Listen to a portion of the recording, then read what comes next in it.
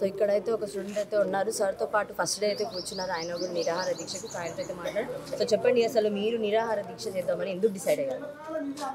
రాష్ట్రంలో ప్రధానమైనటువంటి సమస్య ఏదైనా ఉందంటే అది నిరుద్యోగ సమస్య.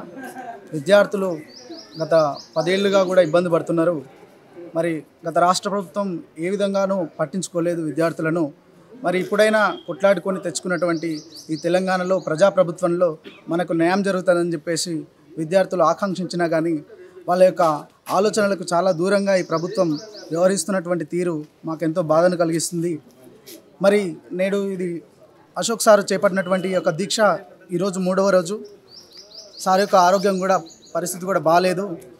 దయచేసి రాష్ట్ర ప్రభుత్వం వెంటనే నిరుద్యోగ సమస్యలు ఏమున్నా సరే మరి వీటన్నింటినీ తొందరగా తక్షణమే ఏదైనా నిర్ణయం తీసుకొని మరి సార్కి నేరుగా ఫోన్ చేసి మరి వాళ్ళు చేపట్టేటటువంటి ఏదైతే కార్యక్రమాలు ఉన్నాయో వాటన్నింటినీ తొందరగా చేపట్టి నిరుద్యోగులకు పొట్టగొట్టకుండా వాళ్ళకి న్యాయం చేయాల్సిందిగా కోరుతా ఉన్నాము.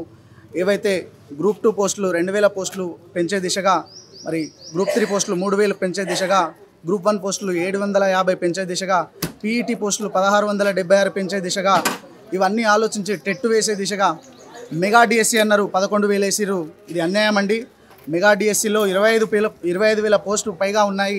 అవి కూడా వేయాలని చెప్పేసి కాస్త లేట్ అయినా సరే మేము ఆగుతాం. మేము ఇప్పటికే 10 ఏళ్ళు ఆగినాం, ఇంకో 6 నెలలు ఆగలేమా? మీరు ఇంత తొందరగా ఎలక్షన్లు ఉన్నాయని చెప్పేసి ఇట్లా చేయడం చాలా దుర్మార్గం అండి. దయచేసి రాష్ట్ర ప్రభుత్వం రేవంత్ రెడ్డి గారు, నేను రేవంత్ రెడ్డి గారి విలేజ్కి 4 కిలోమీటర్ల దూరం నుంచి వచ్చినన్నా. నా ఊరు పోల్కంపల్లి, నా పేరు మీసాల రాజు. కొండారెడ్డిపల్లి పక్కనే మా ఊరికి రావాలంటే కొండారెడ్డిపల్లి దాటి రావాలి. రేవంత్ రెడ్డి గారు ఊరు అది. సో దయచేసి రేవంత్ రెడ్డి గారు ఇట్టి విషయాన్ని తక్షణమే ఏదైతే మాకు అన్యాయం జరుగుతుందో మాకు న్యాయం చేయాల్సిందిగా మేము కోరుతా ఉన్నాము. అశోక్ సార్ ఆరోగ్య పరిస్థితి కూడా బాగాలేదు. వెంటనే స్పందించి నిరుద్యోగులకు న్యాయం చేయాలని కోరుతా ఉన్నాను.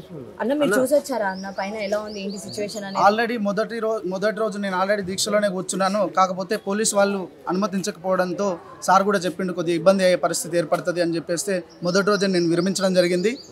సో తక్షణమే ఈ విషయం మాత్రం వెంటనే రాష్ట్ర ప్రభుత్వం కానీ ఇక్కడ ఉన్నటువంటి నాయకులు కానీ ప్రతి ఒక్కరూ మరి మాకు న్యాయం చేయాల్సిందిగా కోరుతా ఉన్నాం.